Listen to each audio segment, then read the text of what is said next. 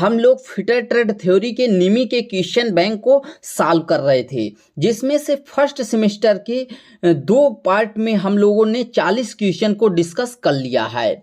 आज की वीडियो में उन 40 क्वेश्चन से आगे के क्वेश्चन को देखेंगे। तो चलिए स्टार्ट करते हैं। उससे पहले यदि आप चैनल में नए हैं और सब्सक्राइब नहीं किए हैं तो सब्सक्राइब जरूर कर लीजिए। तो देखिए दोस्तों, ये सीरीज जो है उन सभी स्टूडेंट के लिए इम्पोर्टेंट है जो ITI कर रहे हैं या फिर ITI करके कंपटीशन एग्जाम की तैयारी कर रहे हैं, क्योंकि निमी के क्वेश्चन बैंक से बहुत ज़्यादा क्वेश्चन पूछा जा रहा है, चाहे ITI एग्जाम की बात हो या फिर कंपटीशन एग्जाम की। तो यहाँ पर 40 नंबर के क्वेश्चन का करेक्ट आंसर हमने आपको बोलने के लिए बोला था कमेंट बॉक्स में, तो आप लोगों ने काफ़ी अच्छा आंसर बताया।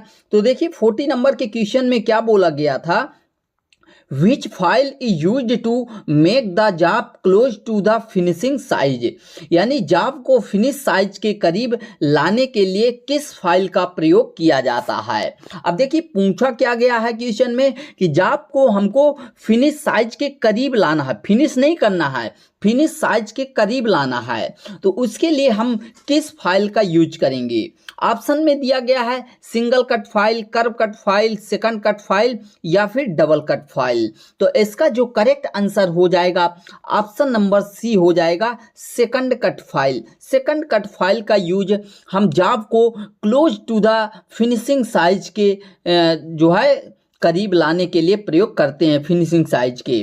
नेक्स्ट क्वेश्चन 41 नंबर में बोला गया है, यहाँ पर हमने इसका कलर भी चेंज किया है, तो आप लोग कमेंट में जरूर बताइएगा कि ये कलर आप लोगों को कैसा लग रहा है।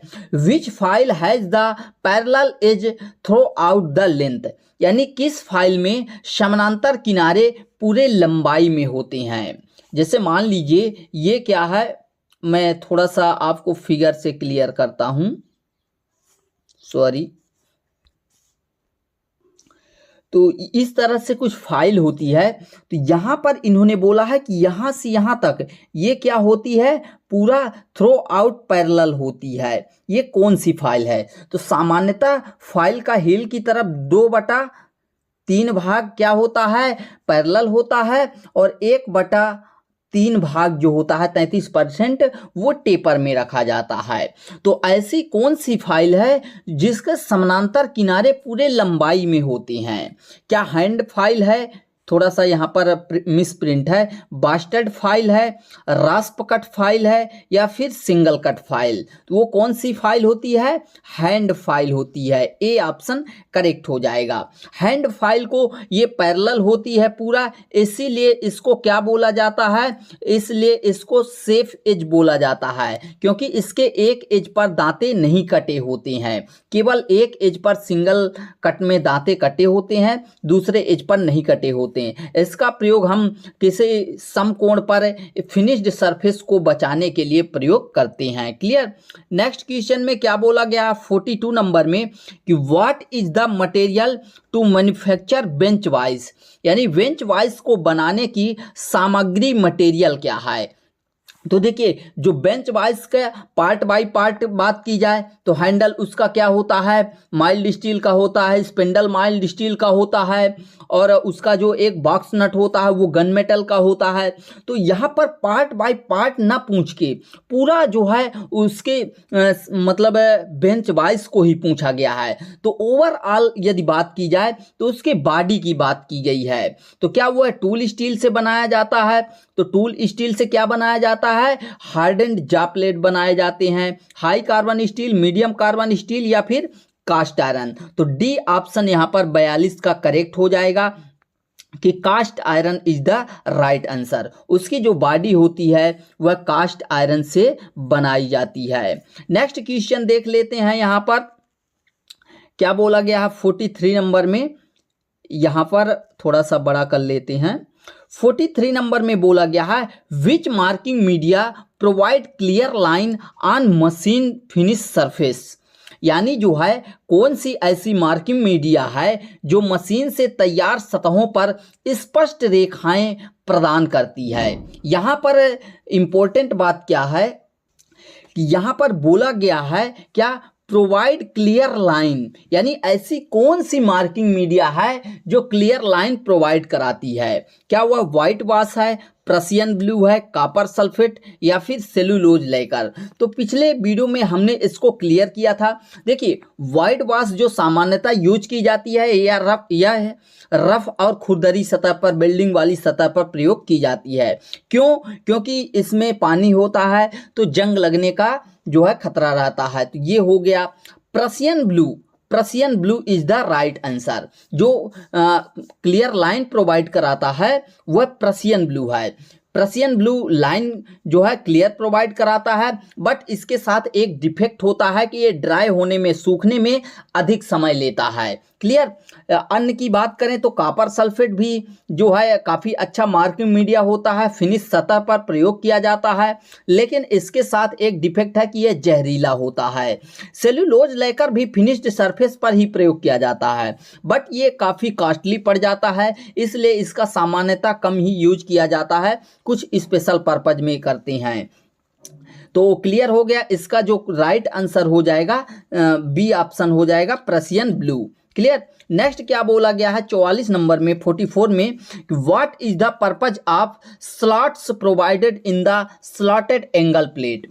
जो हमारा स्लॉटेड एंगल प्लेट होता है तो उसमें जो दिए गए स्लॉट होते हैं उनका पर्पज क्या होता है, उद्देश्य क्या होता है? क्लियर? क्या जॉब क्लैंपिंग के लिए, जॉब को पकड़ने के लिए, या फिर इजी हैंडलिंग, रिड्यूस वेट, या फिर बेटर अपीयरेंस, यानी कि आप बेहतर दिखावट के लिए?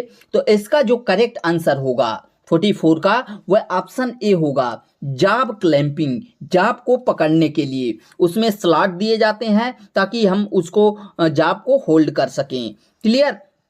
45 नंबर में क्या पूछा गया है यहाँ पर कि which caliper is use to mark the centre of round bar, यानी राउंड बार के केंद्र को चिन्हित करने के लिए किस कैलिपर का प्रयोग किया जाता है? तो राउंड बार यानी गोल जॉब का सेंटर फाइंड आउट करना है, तो उसके लिए किसका यूज करेंगे? Jenny calliper, inside calliper, outside calliper, या फिर फर्म जॉइंट कैलिपर? तो देखिए, इसका जो राइट आंसर होगा वह ऑप्शन नंबर ए हो जाएगा, क्योंकि जेनी कैलिपर का ही प्रयोग किया जाता है। इसके अन्य नेम से भी क्वेश्चन पूछा जाता है, जैसे इसका अन्य नेम होता है odd leg calliper, bent leg calliper, या फिर हर्माप्रोडाइट कैलिपर। ये अदर नेम भी इसके याद रखिएगा।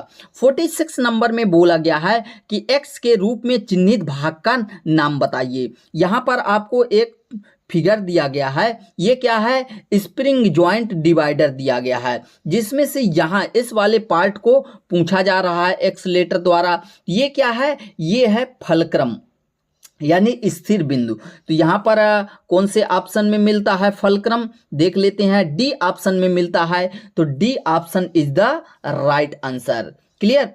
नेक्स्ट क्वेश्चन देख लेते हैं। नेक्स्ट क्वेश्चन में भी फिगर दिया गया है और पूछा गया कि इस कोणी मापक यंत्र का नाम बताइए। इसका आपको नाम बताना है। तो ये क्या है? क्या ये बेवल गेज है, बेवल प्रोटेक्टर है, यूनिवर्सल बेवल गेज और यूनिवर्सल सरफेस गेज? तो देखिए, ये क्या है? ये हमारा है यूनिवर्सल बेवल गेज। यहाँ पर सी ऑप्शन करेक्ट हो जाएगा। क्लियर? देखिए, यूनिवर्सल गेज और बेवल गेज में अंतर क्या है? दोनों अप्रत्यक्ष मापी औजार हैं। जो हमारा बेवल गेज होता है उसमें सामान्यतः केवल 2 पट्टी होती हैं, ये वाली जो थोड़ा सा कलर चेंज करते हैं, ये वाली जो पट्टी है ये हमारे यूनिवर्सल बेवल गेज में एक्स्ट्रा लग जाती है, इसलिए इसको यूनिवर्सल बेवल गेज बोला जाता है। और इसका प्रयोग हम क्या करते हैं? कुछ स्पेशल जगहों में जहां पर हम साधारणतः बेवल गेज का प्रयोग नहीं कर सकते हैं, वहां पर यूनिवर्सल गेज का प्रयोग किया जाता है। तो क्लियर हो गया यहाँ से। नेक्स्ट क्वेश्चन देख लेते हैं, क्या बोला गया है यहाँ पर। 48 नंबर में बोला गया है, थोड़ा सा बड़ा कर लेते हैं जिससे सेंटर में आ जाए। 48 में बोला गया है कि which is used for filing narrow groups and angle above 10 degree. यानी क्या बोला गया है हिंदी में, देखिए कि 10 डिग्री से ऊपर के संकीर्ण खांचे और कोण को भरने के लिए किसका उपयोग किया जाता है। यानी क्या है, 10 डिग्री से ऊपर जो सकरे खांचे होते हैं, नैरो ग्रुप्स होते हैं, उनकी फाइलिंग के लिए किस प्रकार की फाइल का उपयोग किया जाता है। ऑप्शन में मिल जाता है square file, half round file, triangular file या फिर नाइफ एज फाइल। तो D option is the right answer. Knife edge file का हम प्रयोग कहां पर करेंगे, 10 डिग्री से ऊपर वाले संकीर्ण खांचों को बनाने के लिए, और 60 डिग्री से ऊपर वाले खांचे को बनाने के लिए ट्रायंगुलर फाइल का यूज करते हैं। लेकिन 60 डिग्री से यदि कम है तो वहां पर हम नाइफ एज फाइल, चाकूधार रेती का प्रयोग करते हैं। क्लियर हो गया। 49 नंबर में क्या बोला गया है यहां पर, 1 मिनट। 49 नंबर में बोला गया है name the defect that causes the metal chips to clog between the teeth of file. यानी उस दोष का आपको नाम बताना है जब धातु के चिप्स फाइल के दांतों के बीच में घुस जाते हैं। तो जब फाइल के जो टीथ होते हैं उनके बीच में जो हमारे चिप्स घुस जाते हैं तो उस दोष को क्या कहते हैं, file with, pinning of file, appearing file, ageing file. तो यहाँ पर करेक्ट आंसर जो होगा ऑप्शन नंबर बी हो जाएगा 49 का, कि पिनिंग ऑफ फाइल उसे बोला जाता है। यहाँ पर 50 नंबर के क्वेश्चन में क्या बोला गया है, which chisel is used for cutting oil group. यानी जो है,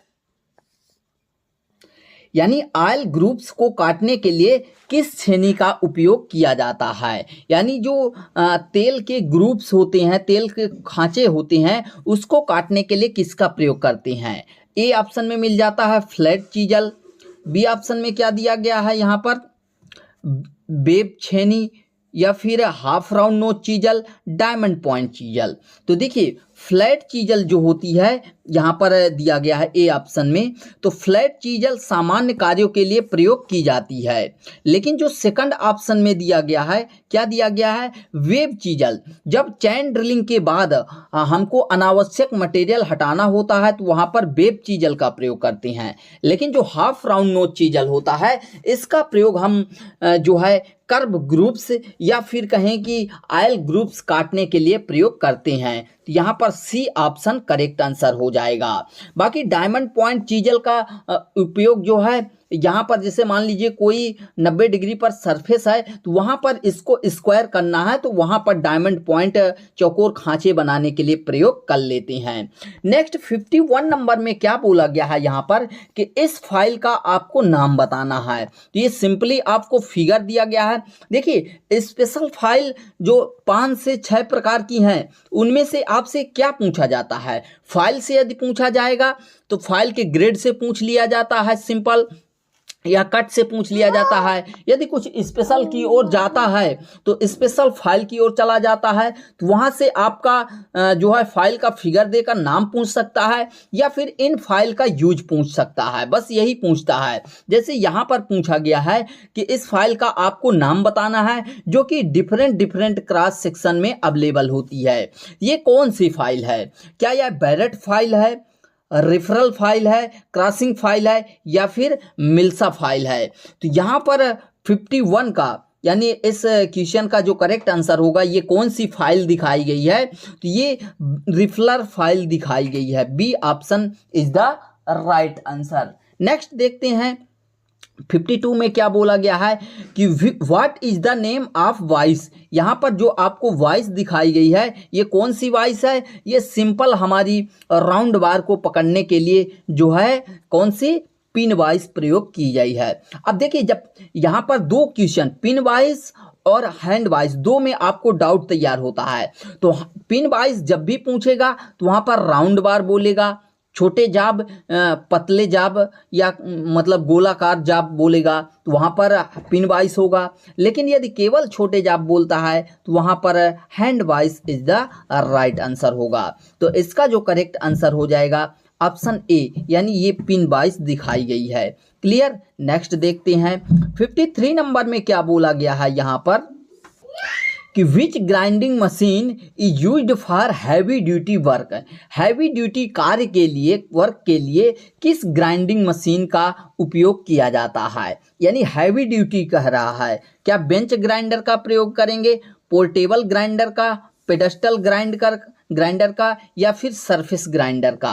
तो 53 का जो करेक्ट आंसर होगा pedestal grinder is the right answer, C option correct हो जाएगा।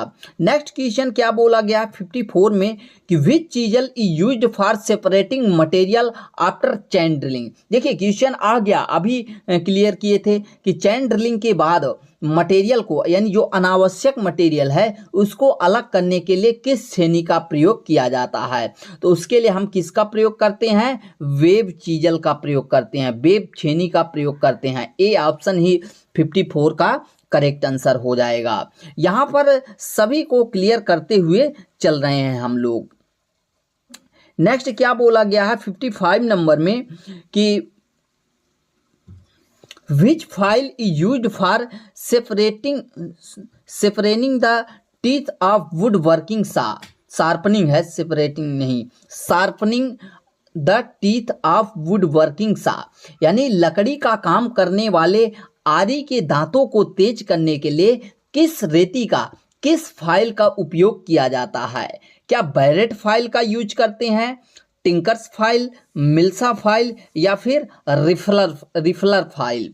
तो कौन सा करेक्ट होगा, सी ऑप्शन करेक्ट होगा कि जो हमारे लकड़ी के काम आने वाली आरी होती है उसके यदि दांतों को तेज करना होता है, शार्प करना होता है, तो उसके लिए हम मिल्सा फाइल का यूज करते हैं। सी ऑप्शन करेक्ट हो जाएगा। दोस्तों यदि आप लोग यहाँ तक आ गए हैं तो प्लीज़ आप लोग वीडियो को लाइक कर दीजिए और चैनल को सब्सक्राइब नहीं किए हैं तो सब्सक्राइब कर लीजिए, क्योंकि आपके एक लाइक से हमें नेक्स्ट वीडियो बनाने के लिए मोटिवेशन मिलता है। और आप लोग हमें सपोर्ट करिए, आप लोगों के लिए बेस्ट से बेस्ट कंटेंट हम ला के देंगे। अभी हम आप लोगों के लिए 2000 क्वेश्चन की सीरीज बना रहे हैं जो कि हिंदी और इंग्लिश दोनों लैंग्वेज में अवेलेबल रहेगा। और ये क्वेश्चन जो 2000 क्वेश्चन रहेंगे ये सारे जो है पिछले एग्जाम, जैसे इसरो का हो गया, आपका BARC, NPCIL, NCL, ALP या फिर ITI ट्रेनिंग ऑफिसर, जितने भी सारे ITI फिटर, टर्नर एवं मशीनिस्ट के एग्जाम हो रहे हैं, तो उन सभी एग्जाम में आए हुए क्वेश्चन को हम कलेक्ट कर रहे हैं। और उन क्वेश्चन में हर एक क्वेश्चन के, जैसे ये क्वेश्चन दिया गया है और उसके नीचे यहाँ पर आपको वो क्वेश्चन मिल जाएगा, मतलब मिल जाएगा कि किस एग्जाम में आया हुआ था। जैसे मान लीजिए DRDO 2019 में आया है या DRDO 2023 में आया है, तो उस तरीके से सब कुछ इंडिकेट रहेगा। तो आप लोगों को प्रिपरेशन करने के लिए वो बहुत मदद देगा। तो आप लोग सपोर्ट करिए, हमको समय दीजिए, हम आपको बेस्ट से बेस्ट कंटेंट देंगे और वो भी फ्री में प्रोवाइड कराएंगे। आप लोग इन्हीं वीडियो को, इन्हीं निमी क्वेश्चन को सॉल्व करने के लिए, करेक्ट आंसर देखने के लिए आप अलग अलग चैनल पर देखते होंगे कि पेड कोर्स चलाया जा रहा है, लेकिन हम आपके लिए यूट्यूब पर फ्री ऑफ कॉस्ट प्रोवाइड करा रहे हैं। तो आप लोग सपोर्ट जरूर करिए। 56 नंबर के क्वेश्चन में क्या बोला गया है यहाँ पर कि where will be the weight of the hammer stamped. यानी जो है हथौड़े का जो वजन होता है उसको कहाँ पर दर्शाया जाता है। क्या फेस पर, पिन पर, चीक पर या फिर आई होल। तो जो हथौड़े का वजन होता है, साइज वगैरह होता है, वो कहाँ पर दर्शाया जाता है। सी ऑप्शन करेक्ट हो जाएगा, चीक हैंडल के हेड का एक ऐसा पार्ट होता है जिसको हार्ड एंड टेम्पर नहीं किया जाता है, ये जो है मुलायम रखा जाता है। क्लियर। नेक्स्ट देख लेते हैं क्या बोला गया है यहाँ पर 7 नंबर में बोला गया है what will be the effect if the clearance angle of chisel is less than recommended angle while chipping. यानी यदि आप चीपिंग कर रहे हैं तो उस समय छेनी का निकासी कोण, यानी जो अवकाश कोण है या कहें इंग्लिश में कि क्लियरेंस कोण है, वह अनुशंसित यानी जो रिकमेंड किया गया है उससे कम है, मटेरियल के रिकमेंडेशन के अनुसार कम है, तो क्या प्रभाव होगा। बहुत इंपॉर्टेंट क्वेश्चन है। क्या बोला है ऑप्शन ए में कि cutting edge can not be penetrate chisel bill slip. क्या कटिंग एज घुस नहीं सकती, छेनी फिसल जाएगी? तो exact A option correct answer हो जाएगा। क्लियर। अब देखिए जब क्या होगा, इसके लिए दो कंडीशनों के लिए ये ऑप्शन सही होगा। जैसे यहाँ पर पूछ लिया गया है कि रिकमेंड एंगल के अनुसार जो क्लियरेंस एंगल है वो चीजल का कम रखा गया है, तो उस कंडीशन में छेनी जो है घुसेगी नहीं और स्लिप करेगी। क्लियर। अब जब क्लियरेंस एंगल कम हो गया तो रैक एंगल क्या हो जाएगा, इंक्रीज हो जाएगा। तो यही पूछा जा सकता है कि यदि रिकमेंड एंगल से जो है रैक एंगल अधिक रखा जाता है तो उस कंडीशन में क्या होगा, उस कंडीशन में भी यही ऑप्शन करेक्ट होगा। नेक्स्ट ऑप्शन देखते हैं क्या बोला, cutting edge dig in cut will be deeper. क्या कटिंग एज अंदर घुस जाएगा, कट और गहरा होगा? तो यदि क्लियरेंस एंगल अधिक यानी रिकमेंडेशन से अधिक रखा जाता है उस कंडीशन में कटिंग एज अंदर प्रवेश करेगा और जो कट होगा वो और डीप होगा। क्लियर। कटिंग एज टूट जाएगी या फिर छेनी का कटिंग एज सीधी रेखा पर स्वतंत्र रूप से चलता है, तो ये ऑप्शन थोड़ा सा मैच नहीं कर रहे हैं। क्लियर कर लिए, उसका जो है ए ऑप्शन करेक्ट हो जाएगा। 58 नंबर में क्या बोला गया है यहाँ पर कि name the property of metal to resist the effect of tensile forces without rupture. यानी टूटे बिना तन्यता बलों के प्रभाव का विरोध करने वाली धातु की प्रॉपर्टी का नाम बताइए। ये बहुत इंपॉर्टेंट क्वेश्चन है कि उस प्रॉपर्टी का आपको नाम बताना है जो तन्य बलों के प्रभाव का विरोध करने वाली धातु की प्रॉपर्टी है। क्या वह डक्टिलिटी है, टेनासिटी, एलास्टिसिटी या फिर मैलिएबिलिटी? तो इस चैप्टर को मैंने बहुत डीप क्लियर कराया है। बहुत सारे इस तरह के क्वेश्चन आपको मिल जाएंगे, प्लेलिस्ट बनी हुई है, वहां से देख सकते हैं। इसका जो राइट आंसर होगा बी ऑप्शन करेक्ट आंसर हो जाएगा।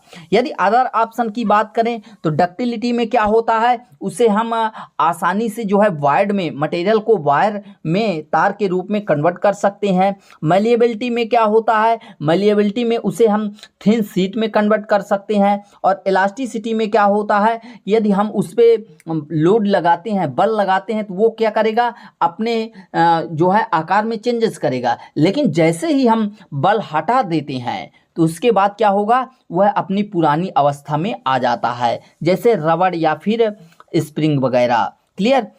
तो यहाँ पर सभी ऑप्शन को क्लियर करते हुए चल रहे हैं। नेक्स्ट 59 नंबर में पूछा गया कि एक्स रूप में चिन्हित भाग का नाम बताइए। यहाँ पर आपको क्या दिखाया गया है, एक सिंपल आउटसाइड माइक्रोमीटर दिखाया गया है जहाँ पर एक्स लेटर से पूछा गया है।